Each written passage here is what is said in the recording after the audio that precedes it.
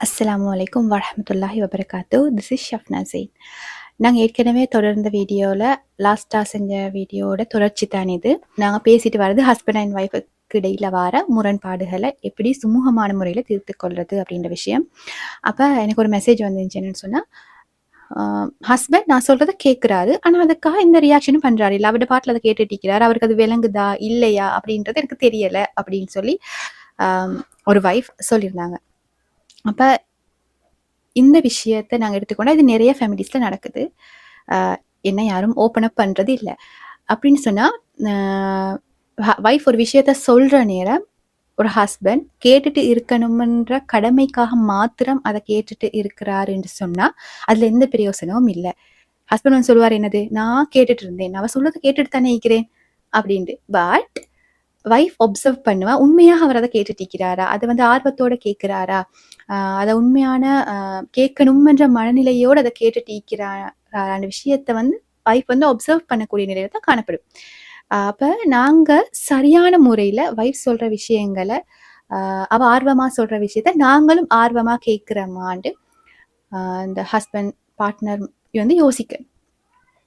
நான் சும்மா கேட்டுட்டு இருக்கணும்ன்ற கடமைக்காக கேட்டுட்டு இருந்தோம்னு சொன்னா அந்த ஆக்டிவிட்டி ஒர்க் அவுட் ஆகாது. அதனால நாங்க எதிர்பார்க்குற பலன் வந்து எங்களுக்கு கிடைக்காது.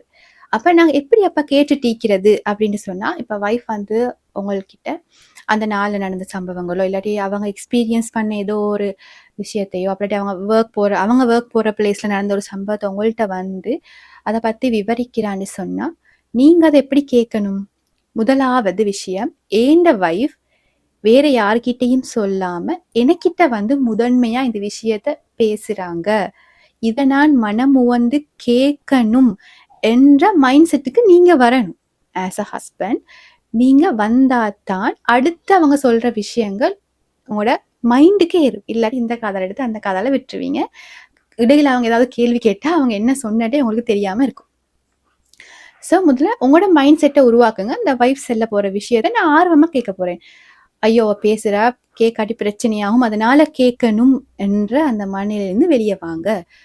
ஒரு 5 மினிட்ஸ் 10 மினிட்ஸ் அவங்க சொல்றத கேட்கறதால உங்களோட லைஃப்ல ஒரு நல்ல விஷயம் நடக்குதுன்னு அதை செஞ்சு பார்க்கறதுல எந்த பிழையும் இல்லை. ஸோ உங்களுக்கான டைம் ஒதுக்கி அந்த ஒரு 10 நிமிஷம் 15 நிமிஷம் நீங்க அந்த வேற ஒரு வேலையும் செய்யாம அவங்க சொல்றத கேட்கணும், கேட்க போறேன்ற மைண்ட் செட்டுக்கு முதல்ல வரணும். நாங்க எங்க மைண்டை ஃபர்ஸ்ட் ரெடி ஆக்கணுமே. அதுக்கு பிறகு அவங்க பேசுற நேரம் அங்க இங்க பார்க்காம உங்களோட ஐ கண்டாக்ட் சரியா இருக்கணும்.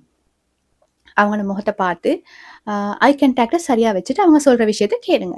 அடுத்த விஷயம், அவங்க சொல்ற நேரம் நீங்க வேற வேலையை செய்யக்கூடாது. உதாரணமா நீங்க போனை பார்த்துட்டே அவங்க சொல்றத கேட்டுக்கொண்டதுக்கு எந்த பிரயோசனமும் இல்லை.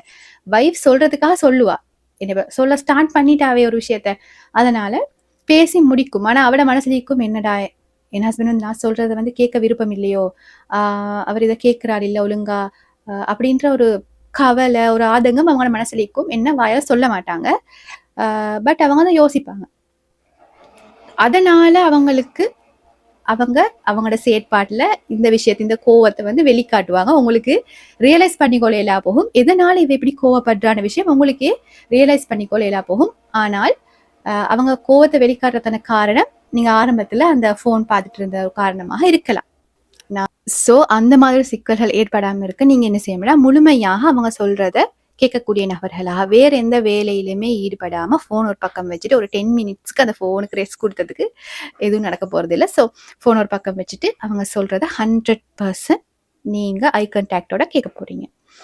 அடுத்த விஷயம், அவங்களோட உடல் மொழிகளை அவதானிங்க. மேபி ஒரு சீரியஸ் இஷ்யூவை அவங்க வந்து எக்ஸ்பீரியன்ஸ் பண்ணிட்டு உங்கள்கிட்ட வந்து நார்மலா அதை வந்து சொல்லக்கூடியதாக இருக்கும். உதாரணமா ஓப்பன் அப் பண்றேன்னு சொன்னா, அவங்க வேலைக்கு போயிட்டு வர நேரம் மேபி பஸ்ல ஒரு அபியூஸ் விஷயம் நடந்திருக்கலாம். பட் ஓப்பனா அது அவங்கள்ட்ட இப்படி ஒரு அபியூஸ் நடந்ததுன்னு சொல்லாம அவங்க அந்த ஸ்டோரிய வேற விதமாக சொல்லக்கூடியதாக இருக்கும். அப்ப நீங்க இதை சரியாக இனம் காணணுமெண்டா நிச்சயமாக அவங்களோட உடல் மொழிகளை அவதானிக்கக்கூடிய நபராக காணப்படணும். நீங்க ஜஸ்ட் அவங்க வாய் வார்த்தையால சொல்ற விஷயங்களை உங்களோட அப்சர்வேஷனும் இல்லாம நீங்க இன்ட்ரெஸ்ட் இல்லாம கேட்கிற நேரம் அவங்க உண்மையாக என்ன சொல்ல வராங்கன்ற விஷயத்த உங்களுக்கு விளங்காது. அட பார தூரம் உங்களுக்கு விளங்காது. அடுத்தடுத்து லைஃப்ல நடக்கிற பெரிய இஷ்யூஸ் நடக்கிற நேரம் தான் அடே இந்த விஷயத்த வைஃப் வந்து அப்பவே சொல்லியிருக்காங்களே எனக்கு, நான் தான் ஒப்சர்வ் பண்ணல, இதை அப்பவே நான் ஒப்சர்வ் பண்ணியிருந்தா அதுக்கான சொல்யூஷனை நான் அப்பவே பார்த்திருப்பேனேன்னு விஷயம் நடந்த பிறகு நீங்க யோசிச்சு கவலைப்பட்டு கண்ணீர் சிந்தி எந்த பிரயோசனமும் இல்லை. ஸோ நாங்க வைஃபோ ஹஸ்பண்டோ இப்போ நான் வந்து அந்த வைஃப் வந்து சொன்ன விஷயத்துக்காக தான் நான் வைஃப்ன்ற டாபிக் கீழே பேசிட்டு போறேன். மேபி இது வந்து ஹஸ்பண்ட் விஷயமாக இருக்கட்டும், வைஃபும் இந்த விஷயத்தை கடைபிடிக்க வேண்டும். அதாவது முதலாவது நான் சொன்ன விஷயம் ஐ கண்டாக்ட் கட்டாயம் இருக்கணும். அதோட வேறொரு வேலையும் செய்யாம அவங்க சொல்றத நான் காது கொடுத்து கேட்கணும். 3வது விஷயம் தான் உடல் மொழிகளை வந்து நீங்க கட்டாயம் என்ன செய்யணும், அவதானிக்கக்கூடிய நபர்களாக காணப்படும்.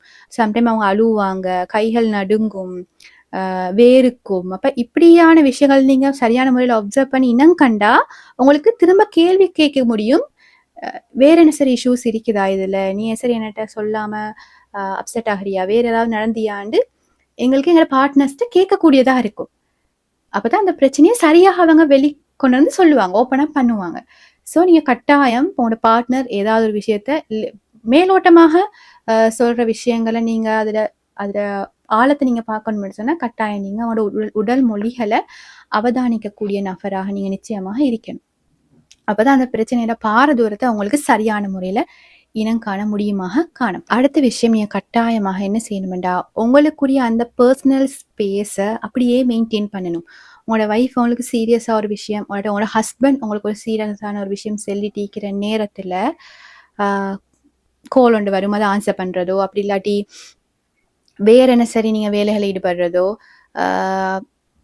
என்ன சொல்லுங்க, அடுப்புலையும் சரி வச்சுட்டு வந்திருப்பீங்க, அதை பார்க்க போறது, அந்த மாதிரி விஷயங்களை கொஞ்சம் வந்து நீங்க அந்த நேரத்துக்கு ஒதுக்கி வைங்க. நீங்க பேச போறீங்கண்டா, நீங்க ஹஸ்பண்ட் ஒய்ஃப் 2 பேரும் உங்களோட பிரைவேட் ஸ்பேஸ்ல நீங்க பேச போறீங்கன்னு சொன்னா அதற்கான சூழலை நீங்க அமைச்சுக்கணும். அப்படின்னா அந்த நேரத்துல அது மட்டும்தான் நடக்கணும். நீங்க 2 பேரும் பேச போறீங்க, அது மட்டும்தான் நடக்கணும். அடுத்த போன் பேசுற விஷயங்களோ, அப்படி வீட்டுக்கு விசிட்டர்ஸ் வர சந்தர்ப்பங்கள் இருக்கும். அந்த மாதிரி நேரத்துல உங்களுக்கு தெரியுமே, இந்த டைம்ல நாங்க பேசினா இந்த பிரச்சனைகள் வரும், இந்த ஆக்கள் வருவாங்க வீட்டுக்கு, அப்ப அது இஷ்யூ ஆகும். ஸோ நீங்க அந்த பேசக்கூடிய சந்தர்ப்பத்தை எந்த நேரத்துல அமைத்து கொள்ளலாம்னு பார்ட்னர்ஸ் உங்களுக்கு தெரியும்.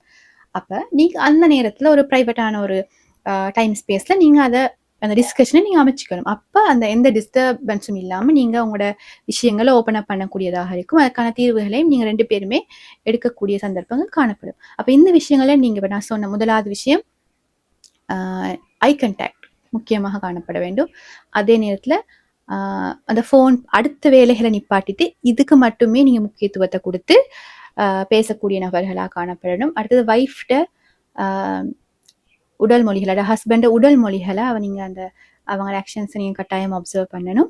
அடுத்த விஷயம், உங்களுக்கான பிரைவேட் ஸ்பேஸை நீங்க கட்டாயம் அமைத்துக் கொள்ள வேண்டும். இந்த எல்லா விஷயத்தையும் நீங்க ஒன்று திரட்டி நீங்க உங்களோட டிஸ்கஷனை அமைப்பீங்கன்னு சொன்னா உங்களோட வைஃபோ உங்களோட ஹஸ்பண்டோ என்ன சொல்ல வராங்கன்ற விஷயத்த உங்களுக்கு 100% உங்களுக்கு விளங்கி கொள்ள முடியுமாக இருக்கும். அதுக்கு என்ன செய்யலாம், அல்லது அந்த டிஸ்கஷனினூடாக நாங்க எதிர்பார்க்கிற பிரதிபலனை சரியான முறையில எங்களுக்கு அடைந்து கொள்ளக்கூடியதாக காணப்படும். இல்லாட்டி நீங்க பேசுவீங்க, உங்களோட பார்ட்னர் கேட்டுட்டு இருப்பாரு, அது மட்டும்தான் நடக்கும். அதனால எங்களுக்குள்ள இருக்கிற இடைவெளி இன்னும் நெருக்கமானதாக மாற்றணும்ன்றது எங்கள் நோக்கமாக இருக்கும். பட் அது நெகட்டிவாக இன்னும் எங்களுக்கு இடையிலான இடைவெளியை கூற்றொரு விஷயமாக மாறி போகும் சந்தர்ப்பங்கள் காணப்படுது.